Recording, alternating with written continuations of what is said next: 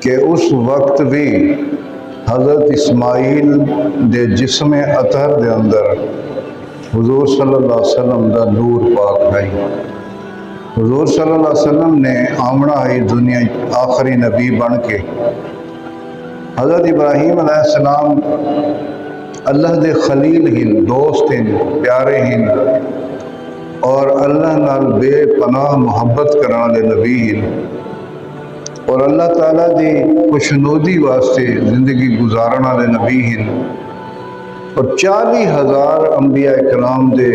والد ہن، جد الانبیاء دا لقب بھی انہوں نے ملا ہے۔ حضرت ابراہیم علیہ السلام نے